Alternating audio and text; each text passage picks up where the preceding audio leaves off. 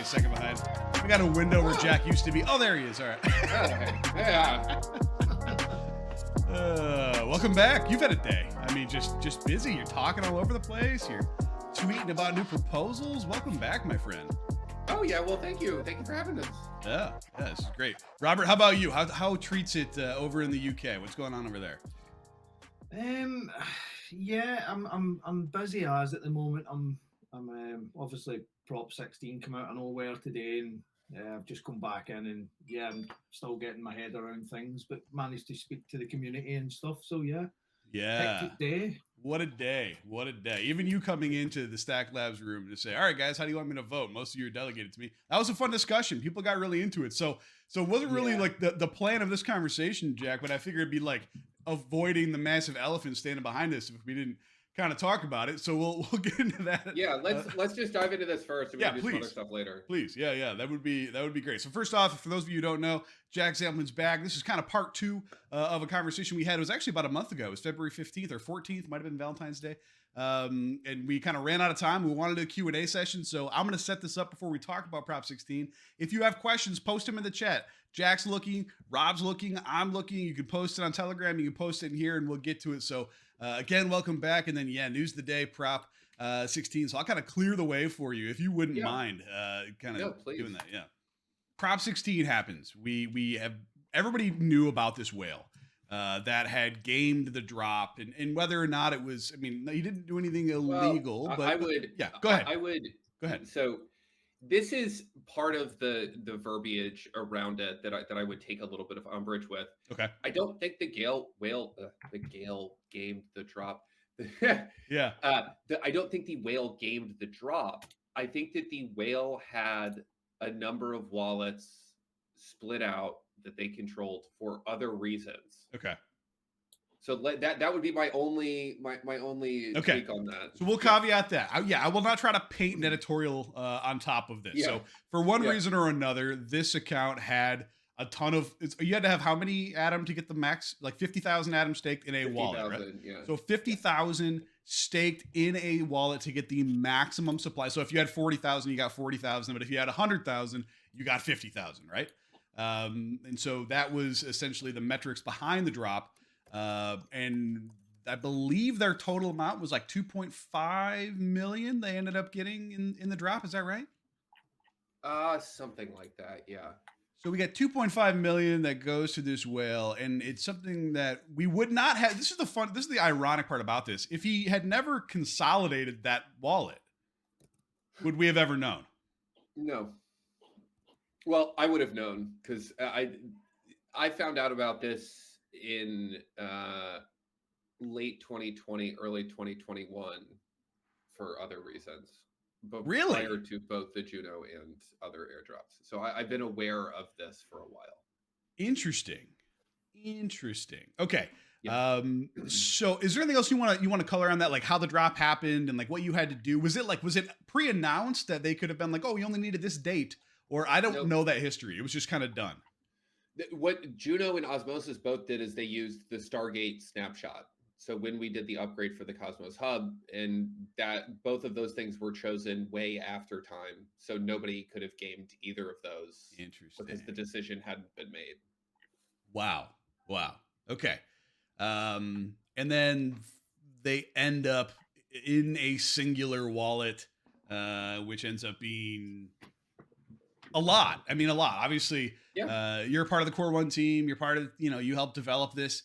And objectively, when you're looking from the outside and not party to these internal conversations, you hear things like, this singular holding has more than the team does if it was just talking about team tokens, right? Not necessarily your own personal stakes, but just team tokens. So that's kind of weird at the outset. But how was this talked about internally? When do you remember hearing about it and like taking action? Because I think I heard you say it's been in discussion for a while, right? Well, I mean, there's first off, the step that JUNO has taken. I think Larry from Delphi Digital had a really good tweet. Let me just pull it up real quick. Yeah. He said, JUNO Prop 16 is, as far as I know, the first case where an L1 blockchain community collectively decides to confiscate a person's tokens due to violation of a social contract, this could be in the history books. So, that's accurate. I mean, that is like also why I opposed Prop 4, which was the first sort of effort to deal with this, and why I've talked about this. This has been a conversation kind of ongoing within the JUNO community for a really long time. Right. I've opposed it for a long time. And, I've actually thought about it a whole ton. And, my tweet on this, which I will also read because I think that it really encapsulates my thinking on it. I'm supporting Prop 16 because communities can and should police themselves. This has always been the case in Cosmos. Right. The option of starting your own chain and community is always there as a safety valve. This is how the internet works, and it's also how IPC works.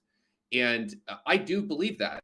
We have done quite a bit of self-policing within the Cosmos community. We have, edged out people who don't meet with the core values of the community, and we have done our best to sort of try to keep this idea of a free and open internet in a free and open crypto space as close to our chest as possible. And, sometimes you need to use anti-democratic means in order to continue democracy. And I think that this is kind of one of those examples where there's an actor that is seen by the body politic of JUNO as being counter to the interests of the network, and that there have been a number of sort of tries on resolving this issue peaceably. It has been unable to be resolved. So there is now force being used.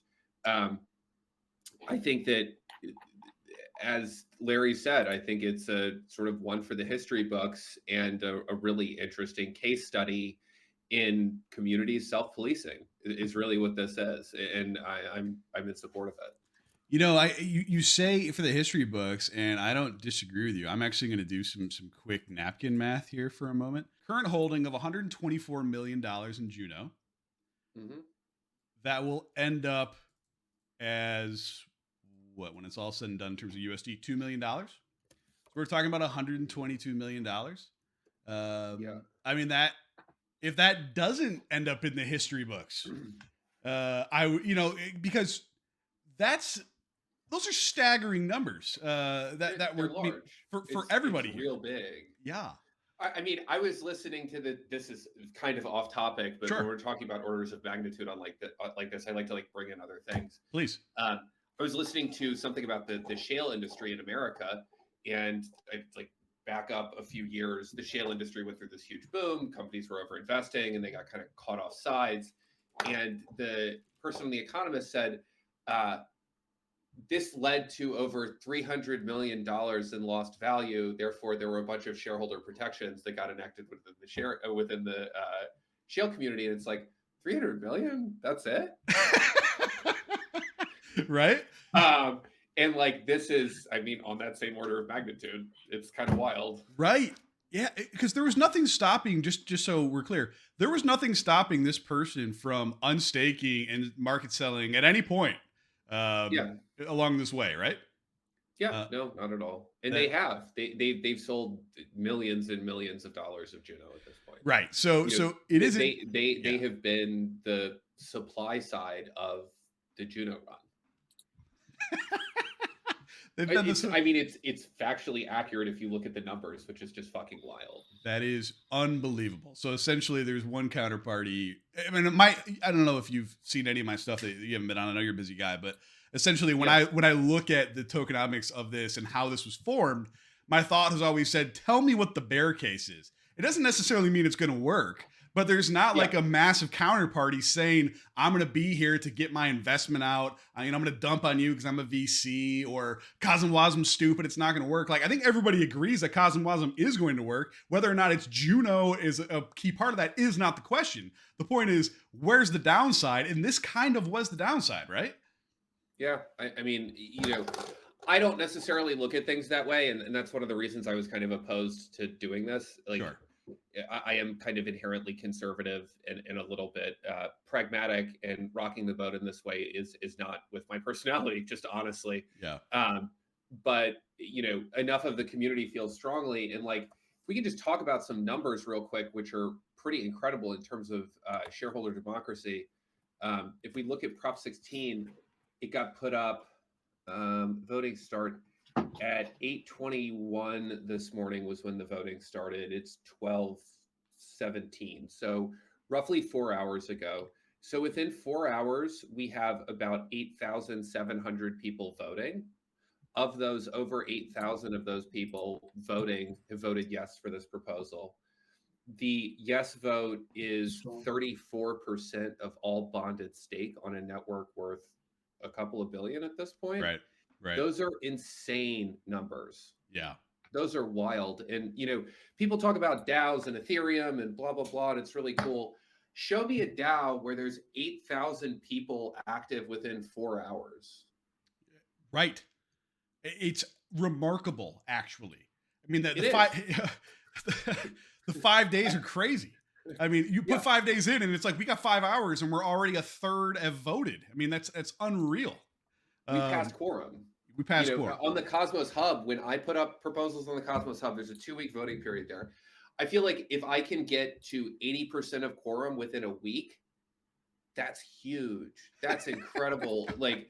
In the last Cosmos Hub proposal, I think I got 60% of bonded stake to vote.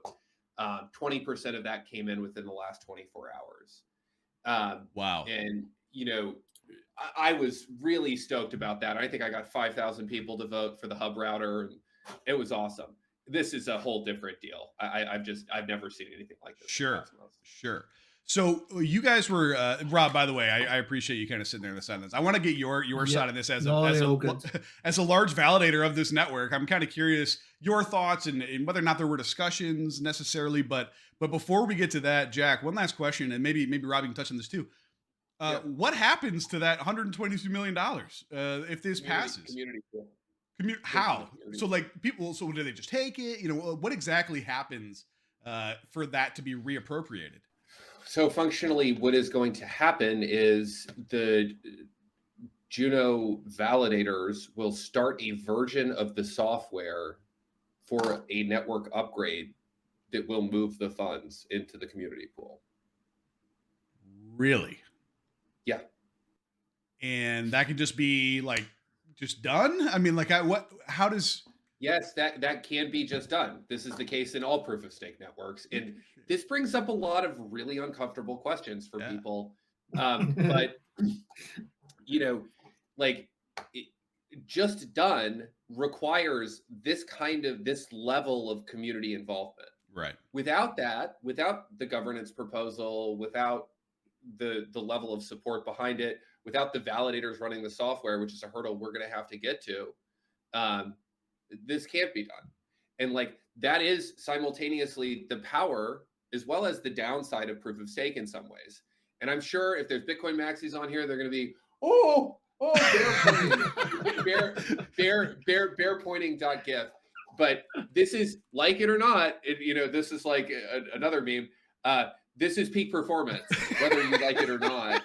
And that's, Hey Jack, is it because the funds are locked up staked, right? You can get access to them and we move on from an upgraded version, and that just gets distributed to a community pool. Just back it up a little bit for most people who wouldn't really know how that works. So when you do a software upgrade on a Cosmos chain, you have the network. Let me start. The network has the option to make arbitrary irregular state changes. Wow. So what does that mean? Yeah. That means pretty much anything.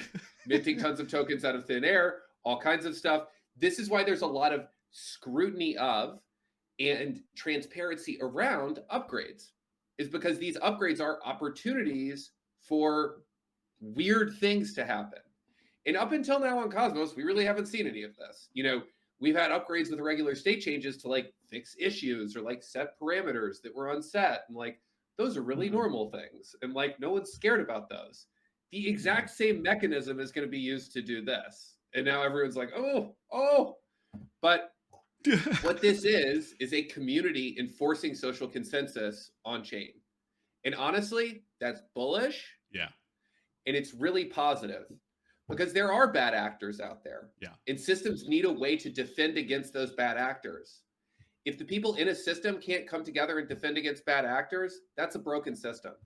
Yeah, which is quite frightening. Well, yeah, and I think that's what you guys kind of just said before we came on about that'd be a quick upgrade. And like, what is that process usually like? To actually upgrade, is that a weekend? Is that a week? I mean, is that like a massive? You mean it's validators or the people? Well, I mean everybody, right? It's validators. We use a thing called Cosmovisor, and just you just put in the binary and it updates it for you. But it's more of the core devs who are having to change the code or whatever goes on. I'm not technically educated enough to know what goes on in the background. Yeah, there's an upgrade handler that needs to get written. There's a team that's formed to do that work. I'm working with them right now. Nice. And once that is done, that will be tested. There's 2 or 3 teams that are going to be involved in that testing. They've already kind of stepped up and volunteered for that. I'm going to be trying to We'll be doing that through Uni testnet and then running it onto mainnet, I presume. The validators will likely spin up a private test net where they test this irregular transition and ensure that the chain continues to run after the upgrade completes. But then from a validator perspective, all that they need to do is run a different binary.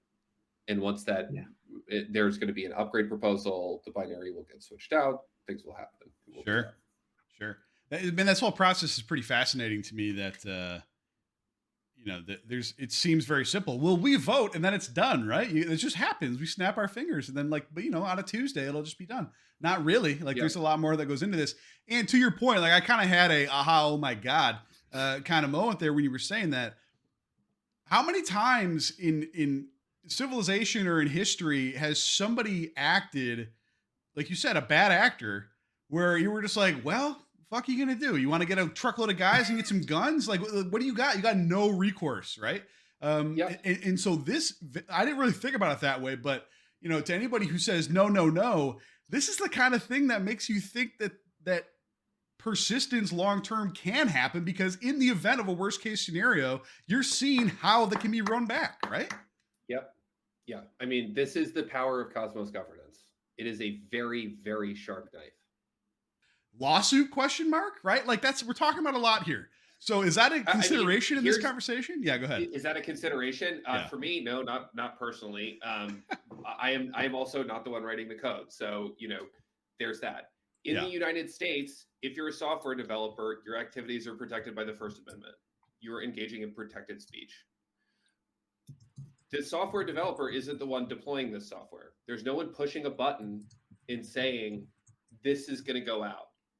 There is 125 validators on JUNO who all have to work together to deploy this new piece of software that makes these changes.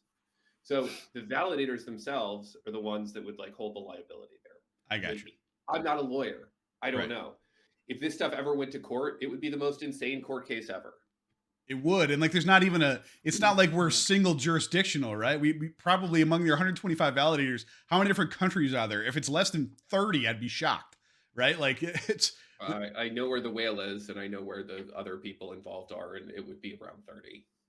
Wow. Okay. So there you go. That's who even adjudicates, right? How would you even begin to go there? So somebody asked, and then we'll move off this, guys, but if you have questions about this, get them out right now, and then I want to be done with it. I mean, this is a fantastic discussion, Jared, and thank you very much for leading it, because this is totally what's going on today. I mean, this is a huge pretty current. It's a big deal. I appreciate you. Yeah. Appreciate you coming on, Jack. Obviously, it's pretty current. For sure. And I couldn't answer these questions, to be honest. So. One of the things that I will say about this is, I know everyone's aware that Tendermint, the company that started Cosmos, kind of split up and went in separate direction. That was kind of, in some ways, a similar situation. There was some individual actor who was trying to drag the whole community in a direction they didn't want to go. And we did not have the on-chain mechanic. We chose not to use the on-chain mechanics to resolve that situation, but we resolved that situation peaceably, nonetheless. Right. And we were able to move forward. Now, this is an example of it happening on-chain for the first time. And I will say, as painful as that situation was with Tendermint and as tough as it was, I'm really glad we did it. We're in a much better position now. We have this free, unbiased, and fair cosmos that everyone is using that's not trying to impose any ideology on anyone. It's just software out there that people can use. Yeah. And, this JUNO also aspires to be this permissionless smart contracting platform that anyone can use that is democratically governed by a large community of holders. And, the JUNO team and the community that have come together to make this network, they believe that this is an important step to take. And if they believe that this is an important step to take, I'm behind it. Yeah. And we as a community have the tools and the power to rectify this situation, and we're doing it. Right. And that's cool. That's really the narrative. I mean, it might not be the headline, but that's certainly the narrative, right? Yeah. Like that's hopefully, and I believe it will be looked back upon favorably because I saw some people asserting, rightly or wrongly, that that they have the ability to just take funds out of your wallet. Well, no, that's not, like, this is centralization. It's not. It's actually the most decentralized group action maybe ever now as we're talking. Yeah. Which is pretty crazy. So Wales vote counts in this proposal. So yeah, that was the question that came through. Can he vote on the thing that's about him? Yeah, I mean, there'd be no reason why he couldn't, right? No, there's no reason why he can't. And this is another insane part of this. Like, it's fucking wild.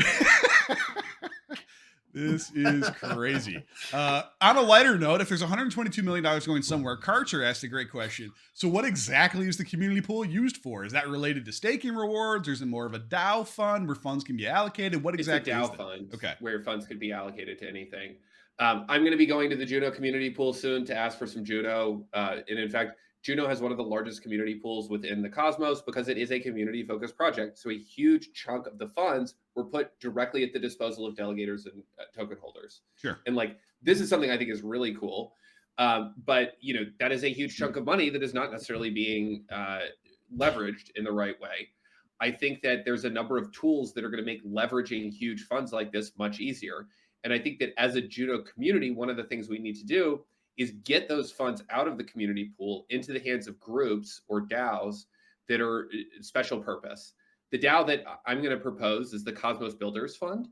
And the Cosmos Builders Fund is going to ask for funds from all of the IBC connected chains to support core development on the Cosmos SDK, Tendermint, and IBC and the supporting libraries. So I think I talked about the Relayer DAO last time I was on here. This is sort of an outgrowth of that. We now have the support of the ICF and a lot of the other folks within Cosmos. Wow. So expect to hear a lot more about that soon, but I'm just sort of talking about it a little bit more openly now. We'll have a blog post up soon. Yeah. I've been so I knew you were going to be coming on. I've been soliciting questions from my Telegram room, from other people, and that was actually one that came up. That one of the criticisms, kind of JUNO was the lack of utilization of that pool, even though it was so large. So I mean, it's about to get a lot bigger. So hopefully, there's more things that can be done on that. So you're talking about a DAO or a way to do it. I know it's kind of an extemporaneous, like off the top of your head question, but what else could you use that for? I mean, that's not like LP rewards necessarily. That's like for builders or for doing, new things, or can it be anything? I mean, one of the things that we used the Cosmos Hub community pool for was Prop 34, which is a marketing proposal. You know who was on that Prop 34 multi-sig? Yeah. Wolf contract. You know where the initial JUNO community came from? A lot of the people who got excited about Atom around Prop 34. No kidding.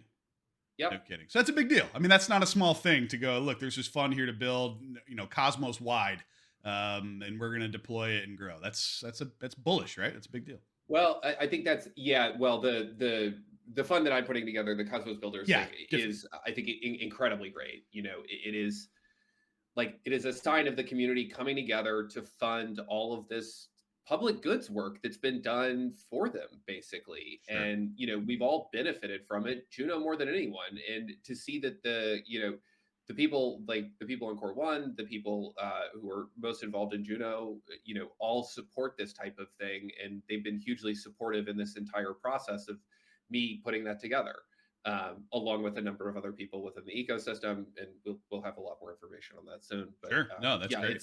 It's a really exciting thing. Great.